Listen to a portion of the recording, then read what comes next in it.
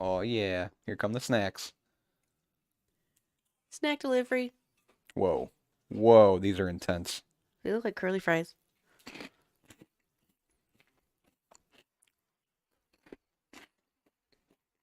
She's gonna need a napkin.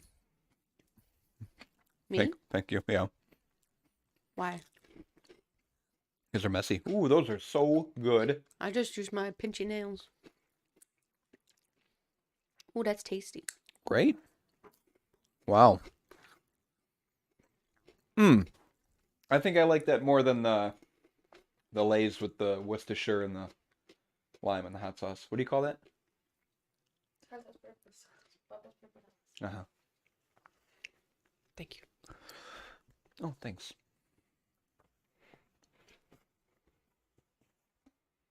I will eat all of these. I No. need more of those. Yeah, go ahead. Yeah, that's good for you. What'd you say? I didn't hear. What'd you say? Those are for you. Oh.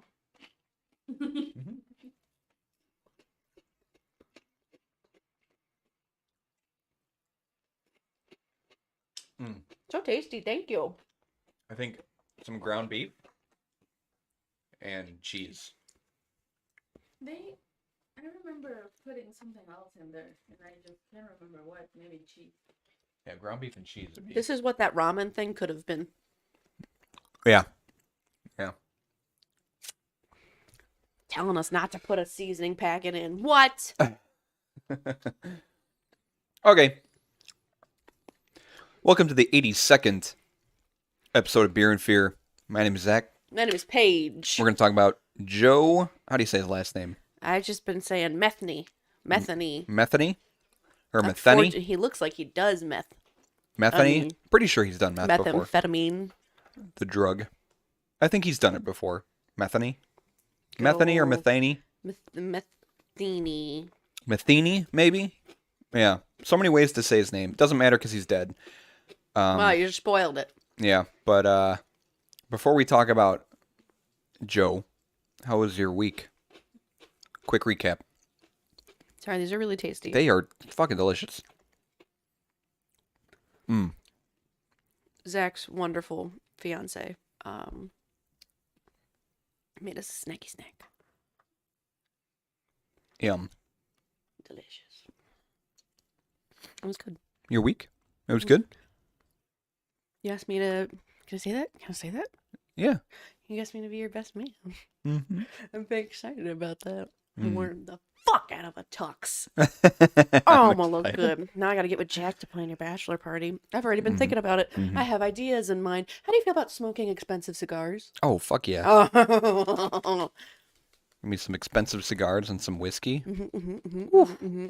I was thinking, I don't want to spoil everything, but I was thinking possibly a whiskey lounge, or cigar lounge, because that involves an open bar with whiskey. So that's an idea. Dream come true. Any hoozles. It was good. So my family, work's been good. I start my program for becoming a teacher. I got my information yesterday. I'm starting it tomorrow. Hell yeah. One of my friends is getting a job at my place, so Incredible. it's nice. Good shit. I'm just gonna staff it fully with everyone I know, and then we're all gonna quit. Relatives and friends, and then you're going to all quit at the same time. Exactly. Um, I can't think of anything else. Oh, my birth mother came to visit. yeah. She came into town. We saw her yesterday. I think I'm gonna see her tomorrow as well. It's been 2 years since I saw her last. That's a long time.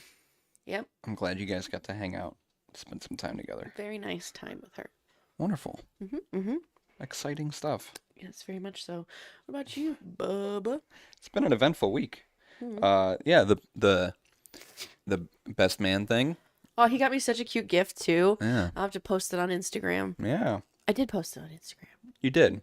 Yeah, I did post it. I gotta post a picture of the octopus though. Yeah. He got me a worldwide World Wildlife Fund. Yeah, World Wildlife Fund. Okay, not for you. Excuse you. Dink bink. A World Wildlife Fund adoption certificate for an octopus, and I still haven't figured out a name for him. I'm Yeah. still thinking You got Ocho. time. Ocho. Oh, yeah. Ocho. Yeah, it came with an octopus plushie. He's the cutest octopus plushie I've ever seen in my life. And then, I've been looking for an octopus plushie for years. really? Yes. I didn't know you had been looking. I'm glad I Yes. could finally. Actively looking, and I thought they were all ugly. I'm very picky. It's pretty adorable. So fucking cute. He's on my bed next to my little plague doctor plushie.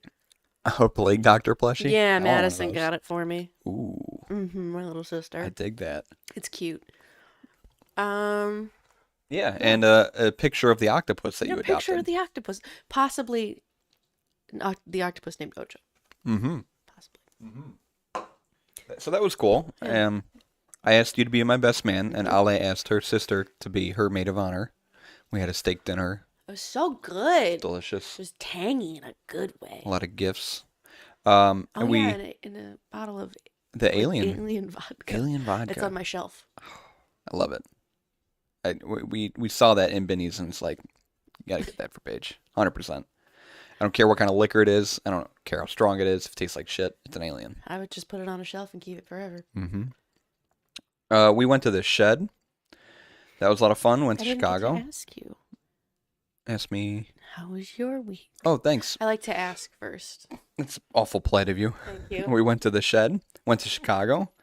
Took a train downtown and walked all the way to the Shed, and that was fun. And we saw the Bean because her sister really wanted to see the Bean, and then we went to Drawing Room, the Magic Place.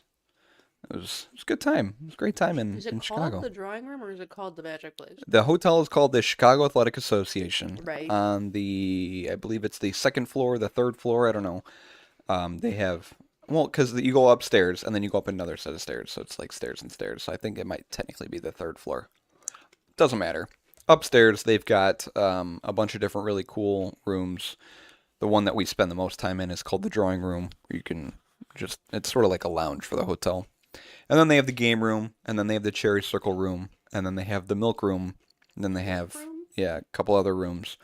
All very fancy. What happens in the milk room? The milk room is a private room. It seats about, I think, 8 people, and you can taste some very expensive, like top shelf whiskeys and cocktails that they don't serve in any of the other rooms. So you need to usually make a reservation, or if there's free spaces, you can ask to go in, and you can spend like $40 on a glass of whiskey. Really expensive, delicious whiskey. Go ahead.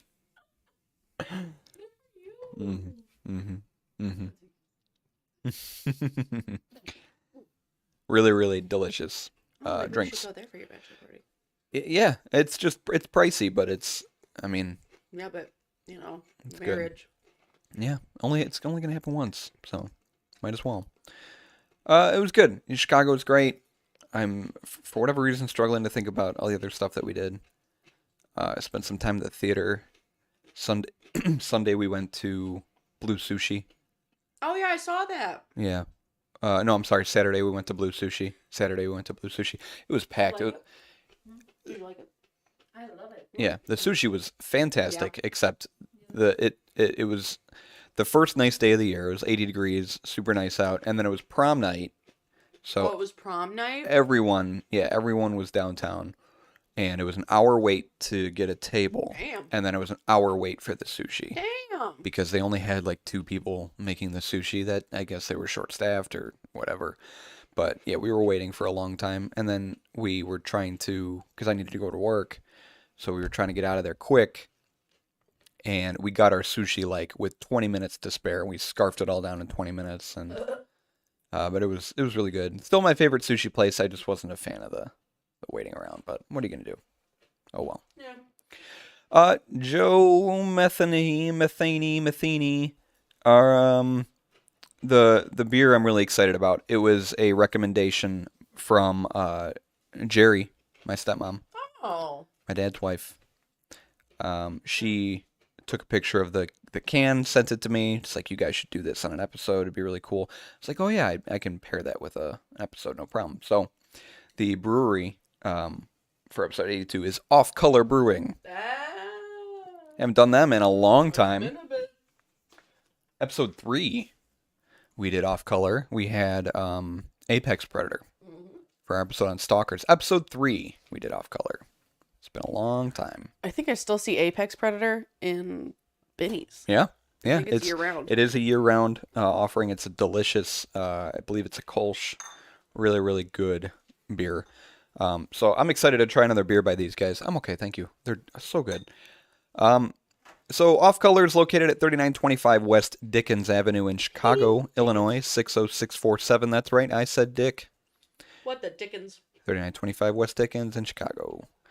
Off Color is an American craft beer brewery in the Logan Square neighborhood of Chicago, Illinois. The brewery began in early 2013 as a partnership between John Laffler, formerly with Goose Island Brewery, and Dave Bleitner, formerly with Two Brothers Brewing.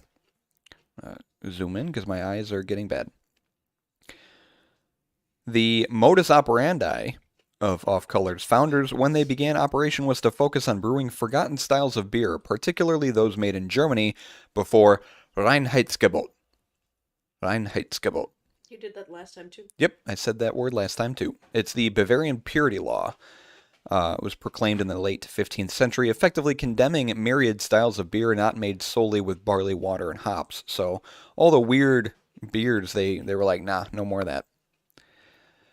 And Off Color was hoping to brew beers produced before that was enacted. So I like that. From their website, at some point, John and Dave were born. They did other stuff for a while, and then they figured out they were better at making beer than at the other stuff. So that's what they do now. They met while both studied at the oldest and most respected brewing school of the two, and by the brewers that went to the one, in the U.S., the Siebel Institute in 2008, and the brewery was envisioned while they both interned at Metropolitan Brewing afterwards. Hey. Yeah, I thought that was neat. Most of Off Color's business plan is based off of Doug and Tracy at Metro knowing what they're doing. So you should go buy some of their beer too. We did. They're great. We did. After cutting their teeth at larger breweries, the two somehow convinced enough otherwise very smart people to invest enough money for them to buy some big shiny things to make their own beer in. So that's what they do now. The beer is called Beer for Butchers. Ah, you're funny. This beer's not on their website anymore. I'm guessing they're no longer brewing it. It was released just last month as a collab with Kuma's Corner in Chicago. Oh. Yeah, I like Kuma's. I think I went there once. I think I've eaten there once. It's delicious. It's one of the more iconic restaurants in Chicago. It's a blend of Hell's Lager and Basil Hayden Bourbon Barrel Aged Lager. An easy drinking lager with a little extra oomph crafted to pair perfectly with the best damn burgers in the universe. And you can get those from Kuma's Corner in Chicago. That's why they did that pairing. Last month they released it. They had an event page and everything like that, and it was really cool. Wish I could have known about that. I would have tried to go to Kuma's and get some, but they're not. I don't think they're making it anymore, but I did manage to find some. They do have a lot of beer for blank offerings. Off Color makes a lot of beer for golf, beer for cookouts, beer for lunch, beer for breakfast, beer for whatever, beer for sports. Beer for sports. So this is Beer for Butchers. This beer is technically a Maibock. Beer Advocate calls this a Maibock. Untapped labels it as an American lager. Benny's calls it a Hell's Lager, and Off Color calls it a Hell's Bock. So That's all over the place. yeah. So we'll break that down a little bit. We'll start with the easy stuff. We know what American lagers are. American lagers are American lagers. Hell's is a German style of beer. Hell's means pale in color. I'm sorry, it's Helles. Helles means pale in color, as these beers are often golden. The German-style Helles lager is a bit rounder or fuller-bodied than light lager and even all-malt pilsners. Helles lager beers offer a touch of sweetness that balance a measurable addition of spicy German hop flavor and light bitterness. The malt character is soft and bready, making it a terrific complement to light dishes such as salad or fresh shellfish, like clams. Clean and crisp, this is a refreshing beer with substance. Low levels of yeast produce sulfur aromas and flavors may be common. That is a Helles style beer. Now, what is a Bock? Because Off Color calls it a Helles Bock. So Bock Traditional Bock beers are smooth all malt lagers and are high in malt sweetness. Malt characters should be a balance of sweetness and toasted or nut-like malt. Fun fact, Bock translates as goat. Oh. So, Maibocks are a variation of Bocks, also called Hellerbock, meaning pale Bock. The German-style Maibock, which is what this is paler in color and more hop-centric than traditional Bock beers. A lightly toasted and or bready malt character is often evident. So this beer is a Helles Bock, combining characteristics of both of those styles, both a Bock and a Helles. This is 7% ABV, unknown IBU or SRM, no score on Beer Advocate, and you can follow Off Color Brewing at Off Color Brewing on Facebook, Twitter, and Instagram, or go to the website offcolorbrewing.com. Get the beer. Offcolorbrewing.com. Thank you for taking that. Ooh, It's so tasty. delicious.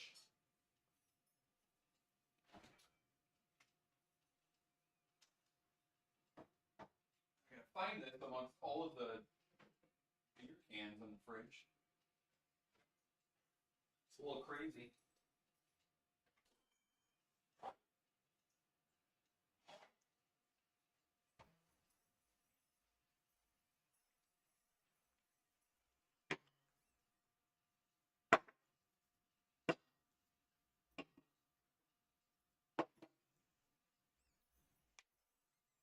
I broke another glass. What? A Spiegelau? Nope. I broke one of my wine glasses. How do you keep doing this? One of the stemmed ones. I was grabbing something from the shelf and it slipped out of my hands and fell right on the wine glass, and it didn't break the glass, it broke the stem of the glass, so rendering it unusable. I didn't like the hanging meat in this, but I do like the little bear. I like the bear. And the little bear butcher. He's got a little hamburger on a scale. Hell's Box style beer. Blended with bourbon barrel aged lager. Oh, it says 7%. the malts, the hops, and the secret technique. Ooh, bourbon barrel lagering. Pils, Vienna, Munich, and Magnum and Herzbrucker hops. Pils, Vienna, Munich malts. Hell yeah.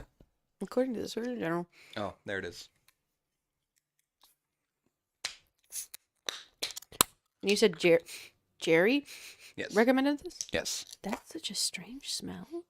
Hmm. It smells familiar. It smells a little fruity. Why does that smell familiar? Ooh. It smells like a German Kolsch. German lager. I love lagers. So crisp. Good for the summer. Good for drinking in summer. Smell. It is a good smell. Ooh.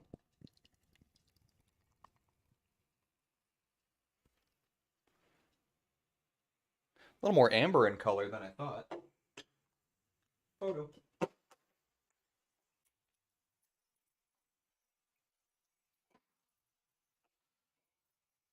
Lego. Okay. Oh, shit.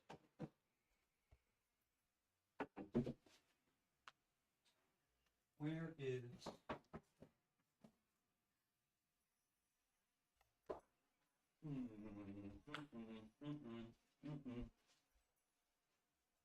No day. There.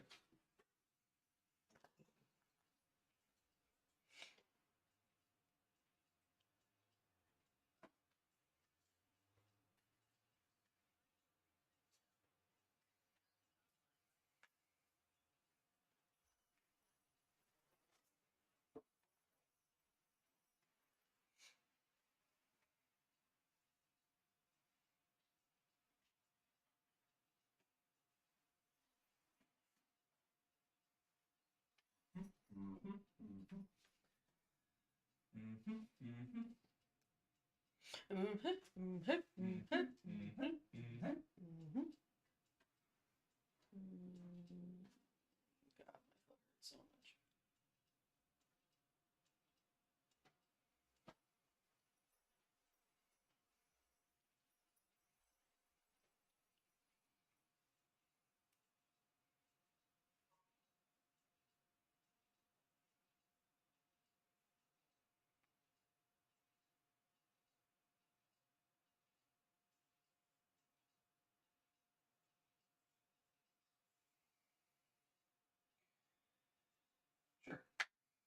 What's wrong with what?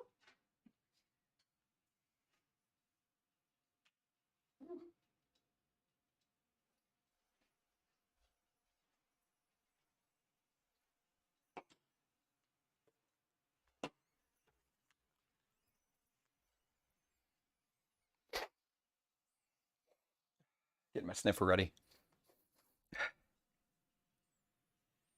Hmm. Sorry, I'm making plans for a horror movie night. Hell yeah. With Allison? Mhm. It smells. Ooh. It smells bready. Oh, you know what's funny? Not. It's a different Allison. Oh. Got it. Maybe that's what it is. Maybe it smells yeasty. Yeah. Yeasty, bready. I don't really smell hops. It is very amber. Mm-hmm. Good clink.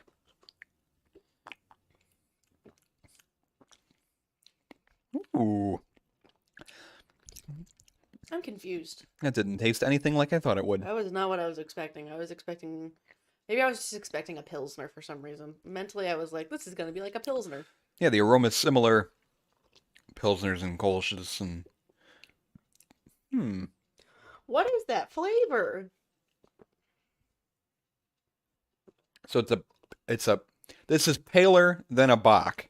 Bocks are dark. Yeah. So this is in between, because a Helles is like the color of a lager. So this is definitely in between.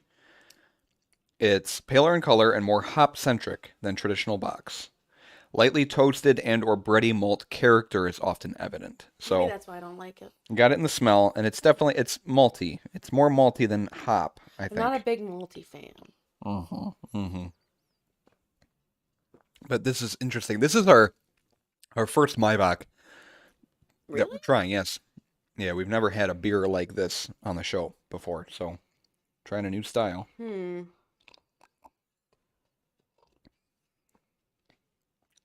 I think it's interesting. I like it. Burp is good. It's just, yeah, little malty yeasty and bready. Maybe a little too much for me, but it's tasty. I think if I had any more than this, I don't think I would like a Bock. I don't If it's think more this, then I don't know. I don't think so. I'm not particularly blown away right now, and I kind of think the taste is a little odd. Thank you. Now imagine eating a burger while you're drinking this. I think it tastes pretty damn good. I think they'd be very pleasant together. I agree. It sits in my belly in a nice way. It is. It's not a thick beer No, at all, but it seems like a filling beer. definitely. Yeah. I agree. Again, yeasty. Have them try some. Maybe it's out. It's probably passed out.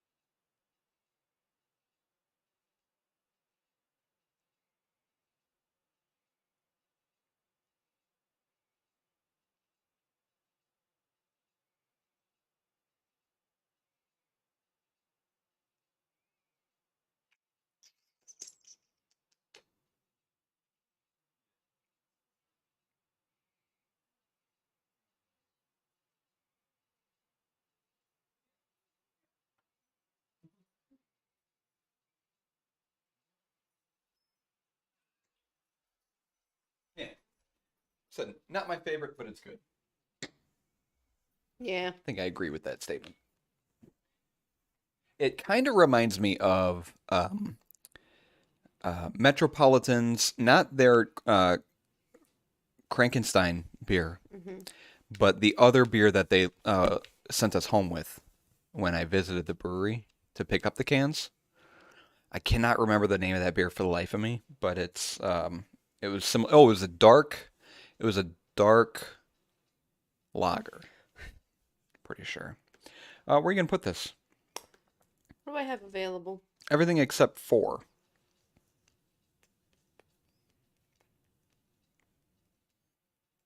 Let me go to 5.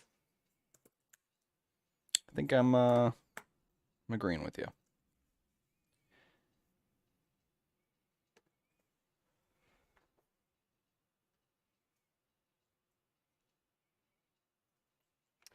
Um, just to recap, what do you go over? I talk about when he starts. Like I start at his first murder. Got Any background about him, I left out. And then, as soon as we're done with the episode, as soon as we're done, pack up. About 45 minutes, maybe until 9.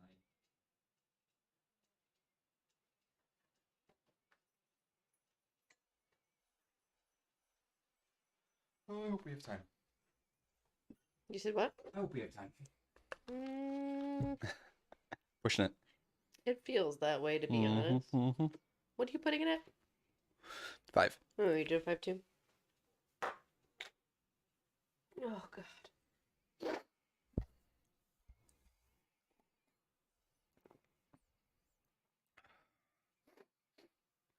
Usually you have like something funny, like a quip to say. Oh, let's talk about Joe Metheny. Wow, you really killed that. Joseph Metheny was born in Baltimore, Maryland on March 2nd, 1955. A fucking Pisces. And March 55? 1955. That was the year my mom was born. Fucking Pisces. What does that tell you, people? Serial killers. The lot of I them. think Ollie's a Pisces. Yeah. I stand by my statement. His father was an alcoholic who abused his family and would die in a car accident when he was Oh. 6 years old. His mother worked a series of jobs and was seldom home due to her working double shifts. Joe claimed his mother was dead and she sent them off to live with relatives. However, Joe's mother is very much alive and she denied sending off her children. I just want to clarify. You said he died when he was 6. When his father was 6, he died in a car accident? When Joe was 6, Got it. his father died. Got it. Do you think he fathered a child at 6? A 6-year-old alcoholic who abused his family died in a car accident at What the an age of 6. angry toddler. I don't... And he's got a son and a wife already. Listen here, wife.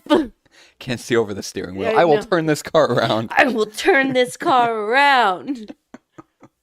He can't pronounce the T in anything. Mm-mm. Okay. He would join the U.S. Army when he turned 18 in 1973.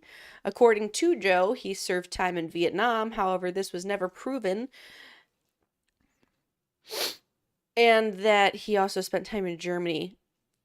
But the time frame does not make any sense. No, it doesn't. After his stint in the Army, Joe would drift around and his addiction to drugs and alcohol would begin. Mm-hmm.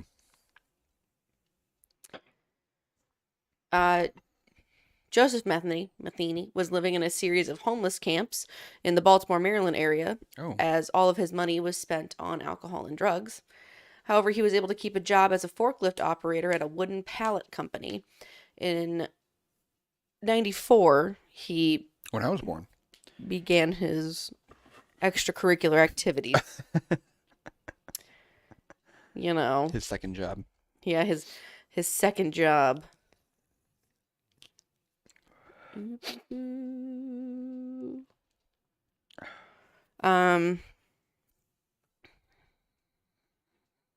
I'm sorry, I just got a weird taste of like the hot sauce in the back of my throat.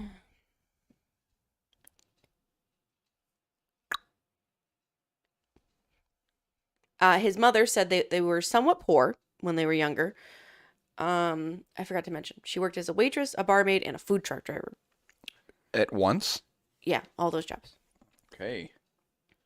Oh yeah. Well, single mom. She claimed that the children were given a normal family life. They had never gone hungry or been put into homes of other families, as Joe had claimed. Hmm. I wonder who was making all those strange, false claims. She said that Joe was an above average student, always polite and not mean as a child. She said that he was smart and had a good childhood. If he was neglected, it was his own fault. It was a pretty good home. Okay.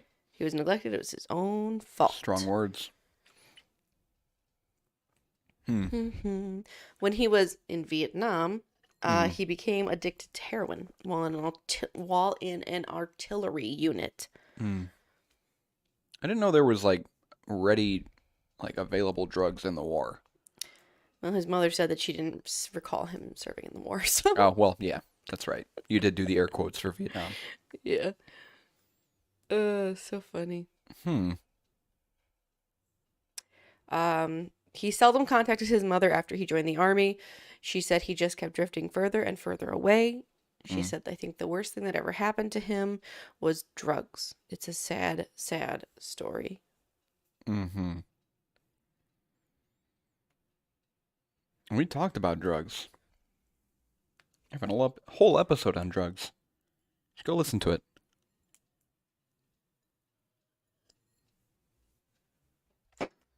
It's your turn. Also, Allison just texted me and said her aunt died. So I kind of need to call her. Oh shit. Yeah. Go do that. Jesus. I don't know where to go. Second bedroom. Wherever. I'm sorry. I know you really want to go to this place. No, that's a thing. Short break.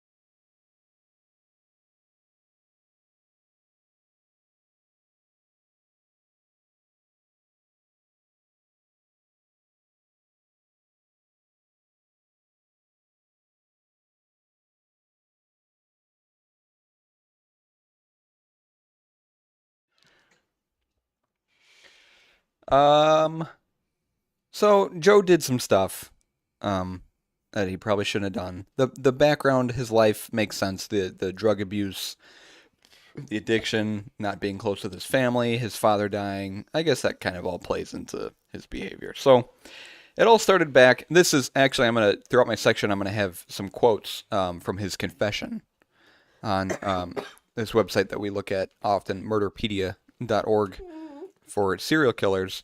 Sometimes you can find some interesting stuff. They put like news articles on there, but I found a direct quote from his confession, so I'll have a lot of quotes from him. So this is a quote.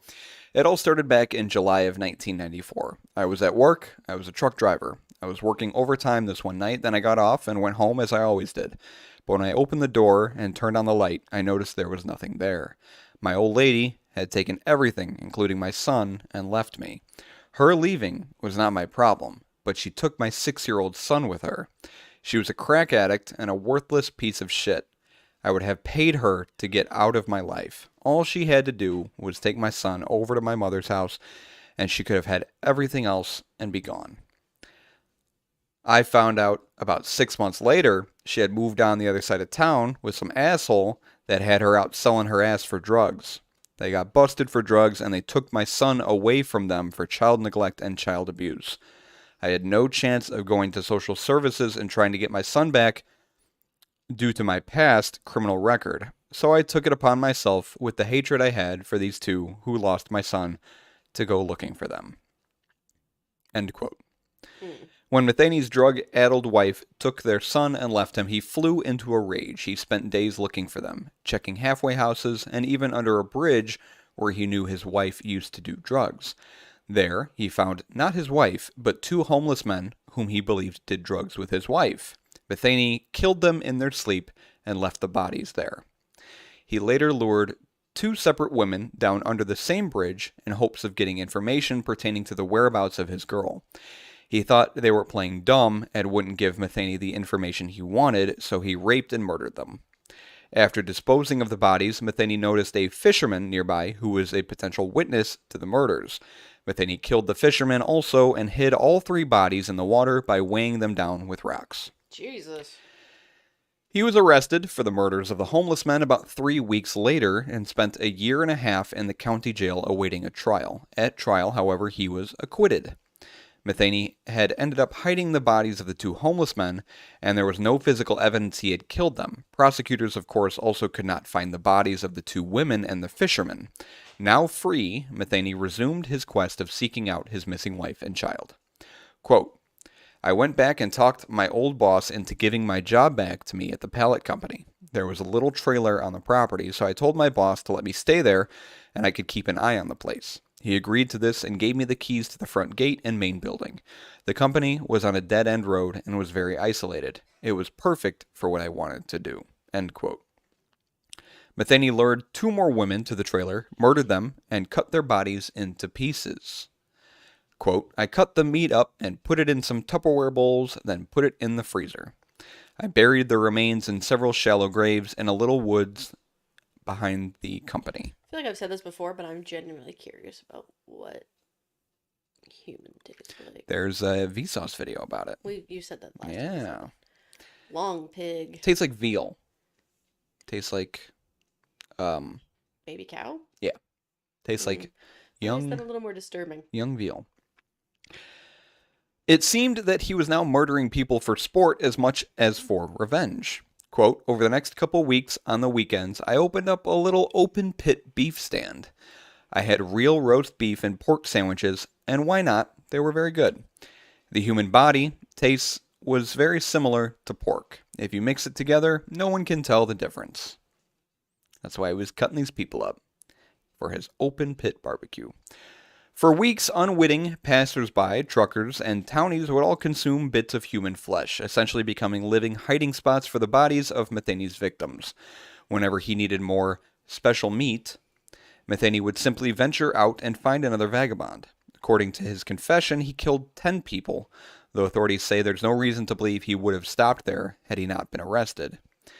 He was finally caught in 1996 when a would-be victim managed to escape Joe Metheny's clutches and went to police. Quote, She was screaming, but there was no one around to hear her except me, and I just kept on laughing at her. I turned around for a split second, and that was my mistake, for she ran out the door before I could get to her. There was an 8-foot chain link fence with barbed wire on top of it around the front of the company. There was a stack of wooden pallets next to the fence about 10 feet high. That bitch scaled those pallets like a monkey and jumped the fence and ran down to the main road where some guy in a pickup truck picked her up and took her to a nearby gas station where they called the cops. Oh, wow. I just remembered I have a couple photos. Police responded to the location of his trailer, and Metheny surrendered. He knew they were coming, so he just kind of gave up. And this is a photo of him during his arrest. He looks like a serial killer. This is him normally. That should... Oh, wait. You're creepy looking. He's a big boy. Eventually, he was found guilty and sentenced to death, which was overturned in 2000 and changed to 2 life sentences. During his interrogation, he willingly offered up a confession, which I'm reading some quotes of, and details about each of his murders, even mentioning the murder of the fisherman, which he had gotten away with several years before. He also appeared to show no remorse for what he'd done, apart from one thing. Quote, "The only thing I feel bad about in any of this is I didn't get to murder the 2 motherfuckers I was really after," he said. "And that's my ex-old lady and the bastard she got hooked up with." Upon his arrest, Metheny told police that no one had complained about the meat tasting funny. In fact, no one seemed to notice that his burgers had a little something extra in them. Quote, "So the next time you're riding down the road and you happen to see an open pit beef stand that you've never seen before," he warned, "make sure you think about this story before you take a bite of that sandwich." Later, on August 5th, 2017, he was found dead in his cell at the Western Correctional Institution in Cumberland, Maryland, at the age of 62. That is the story of Joe Metheny. Wow, he's a train wreck. What a disaster. What a mess. I wonder if he sampled his wares. You Oh, think? He ate it? You think? I think he was probably curious enough. Yeah, I mean, he's if making... he did heroin, then he was curious enough. If he can do heroin, He can eat a person. he can eat a person burger. There's, It was mixed with pork. He yeah, can eat a person burger. and if he was feeding people, gotta taste what you're making. Make sure it's good, Yeah. making sure you're serving good food to your customers. He's like, I have standards. Gotta tweak the recipe a little bit. Oh, this needs a little more cumin in it. Oh, not enough salt. Not enough human. But yeah, the Vsauce video. There was a person it was like the mid 20th century, and they wanted to do a study, and they found a willing participant who allowed them to, I think, kill him. I think he died on their own accord. I don't think he died of natural causes, but I think he was killed. Why couldn't you just get Yeah, I don't know. a baddie? And he gave them the approval to sample him, try his meat. And it was a very scientific, well, thought out, very thorough experiment. And there were a lot of note taking. So they... Who ate him? The scientist? Some doctors, some scientists that was doing the study. And they said it tasted very, very similar to veal. Interesting. What do you think of the beer? I liked it. It was unique. I can't say I've had a beer like this before. We've definitely haven't had one on the show before, and I don't know if I've ever had a Maibock before. Again, I don't think I'd like a normal Bock beer. I can't remember if I've had a Bock. I mean, because there's Doppelbock and Triple Bock, the very, very strong variations of Bock beer, German Bock beers. And I may have had a Doppelbock before, but like you, I'm not a big fan of the malty stuff. I do like It's stouts. grown on me a little bit, to be honest. I do like stouts, and I do like what's the other one? You like just Porters. every beer. Porters, stouts and porters. I like stouts and porters. I don't know. It's okay. I don't know if I'd get it again, but it's tasty. I finished it. It's good. What about you? It grew on me. I don't like it 100%, but I like it at like a 70% now. Yeah. It's a lager with a little more malt in it, which is a little weird because I would prefer like a Kolsch or just a standard It's Pilsner. pleasant. It's just I'm not like, wow. Mm-hmm, But I think mm-hmm. that's just because I like sours so much now. I'm just and Berliner Weiss. Yeah. Keep a lookout for Give me a more. little Berliner in my life. Keep a lookout for more Saint Laurent sours. Yeah, I will. They only have a bunch of DDHs right now. I mean, And I'd be like willing to stout. try. I'd be willing to try something. Yeah, but I was looking at it and I was like, oh, I can't really make a topic out of that. I'll see if they have anything new after we do this one. The very subtle, strange aftertaste of chocolate in this Oh, too. I don't notice that at all. Might be the malts. Beerandfearcast@gmail.com. You know it. You doing it? You doing the you closing out the episode? No, I'm just doing that one. Go ahead. I wanted to throw you off. Beerandfearcast@gmail.com. We also have a website. Yeah, beerandfearcast.com. No one emails us. It's okay. No We one forgive really you. no one really goes to the website, but what's most It important said we had 5 clicks. you saw that email? Yeah. What's most important is that all of our episodes are available on every popular podcast platform, Spotify, Google Podcasts, Apple Podcasts, wherever you get your podcasts, you can listen to this show. And we release episodes every single week, Wednesday at noon, unless I'm late. Like usual. Like, yeah, I've been A little late lately. I've been slacking lately. But yeah. And you can also listen to our episodes on our website too. A lot of cool stuff on our website. We got the beer list, and then we got the beer map, like the brewery map that Paige didn't know existed a couple weeks ago. That lists every single brewery in the world that we've had beer from. It's very cool to look at.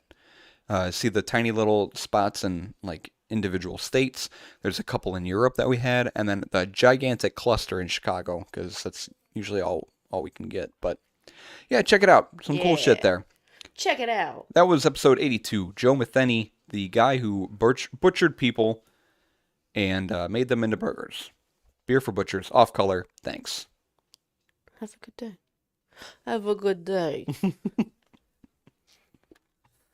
And I said, have a good day. You come to me on the day of my daughter's wedding, And I tell you, have a good and day. I say, have a good day. I want to watch The Godfather again. You know, You've never seen... Okay, hold on. So let's make a list here. that's what she said. I was talking to her about all the foods, and all I was like, we need to make a list. What is with you in lists? What is with you people in lists? The Godfather. You've never been to the shed, and you've never had what? What was it? A Bloody Mary. Yeah, never had Bloody Mary. I don't like that this is dipping. Yeah, I spent too much money on this couch. That's what I'm saying. That's what we get for sleeping on it. That's what you get. It's not even comfy. I mean, that's why the comforter's on there. It's a world of a difference. It's so nice. You know what I'm saying? The Godfather. Were you napping on her comforter? I laid, well, when she put it on for the first time, I lay down it. I was like, oh yeah, that's good. Try it out. I was like, yeah, nice. I see. So The Godfather, The Shed, and a Bloody Mary. I see.